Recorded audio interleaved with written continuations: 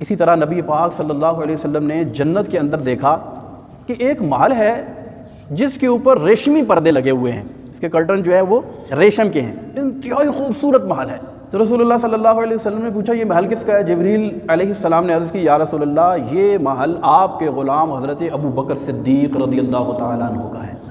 ایک انتہائی خوبصورت محل دیکھا، پوچھا یہ کس کا ہے؟ کہا یہ حضرت سیدنا عمر فاروق اعظم رضی اللہ تعالیٰ عنہ کا ہے۔ اچھا رسول اللہ صلی اللہ علیہ وسلم نے جب یہ بیان فرمایا نا، ارشاد فرمایا کہ عمر میں نے جنت میں تیرا محل دیکھا ہے، اچھا میں اس میں داخل ہونا ہی چاہتا تھا لیکن میں پھر داخل نہیں ہوا۔ تو حضرت سیدنا فاروق اعظم رضی اللہ تعالیٰ عنہ رونے لگ گئے، عرض کی یا رسول اللہ فدا کا امی و ابی، میری ماں اور میرا باپ آپ پر قربان ہو یا رسول اللہ، بھلا میں آپ سے کوئی غیرت کھاؤں گا؟ آپ اس محل میں داخل کیوں نہیں ہوئے؟ میرا ہوا یا آپ کا ہوا بات الگ تو نہیں ہے۔ تو اسی طرح نبی پاک صلی اللہ علیہ وسلم نے مختلف مناظر جنت کے اندر دیکھے، اور جن 4 نہروں کا ذکر ہوا نا قرآن پاک میں، مثل الجنت التی وعد المتقون،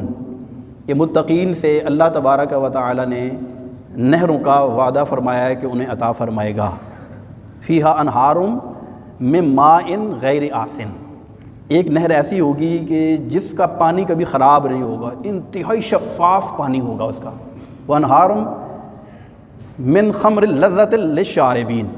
اور ایک نہر ایسی ہوگی کہ جو شراب طہور کی نہر ہوگی، وانہار من عسل مصفی، اور ایک شہد کی نہر ہوگی، من لبن لم یتغیر طعمہ، اور ایک نہر ایسی ہوگی جس کے اندر دودھ بہہ رہا ہوگا۔ یعنی آپ امیجن کریں کہ کتنا خوبصورت منظر ہوگا، ایک نہر ہے جس میں شہد بہہ رہا ہے، ایک نہر ہے جس میں پانی بہہ رہا ہے انتہائی شفاف، ایک نہر ہے جس میں شراب طہور بہہ رہی ہے، اور ایک نہر ہے جس میں دودھ بہہ رہا ہے، لبن لم یتغیر طعمہ، وہ دودھ ایسا ہوگا، ہم تو دودھ بعد فریج کے باہر رکھ دیں یا اس کو ابالیں نہ تو وہ کیا ہوتا ہے، پھٹ جاتا ہے، خراب ہو جاتا ہے، لیکن وہ دودھ ایسا ہوگا کہ جس کا ذائقہ خراب نہیں ہوگا۔ تو یہ نہر بھی رسول اللہ صلی اللہ علیہ وسلم نے جنت کے اندر بنفس نفیس اپنی مبارک آنکھوں سے ملاحظہ فرمائی۔ اچھا ایک نہر دیکھی جس کے کنارے پر رسول اللہ صلی اللہ علیہ وسلم نے ارشاد فرمایا کہ اس نہر کے کنارے پر خولدار موتیوں کے گنبد بنے ہوئے تھے، خولدار موتیوں کے گنبد۔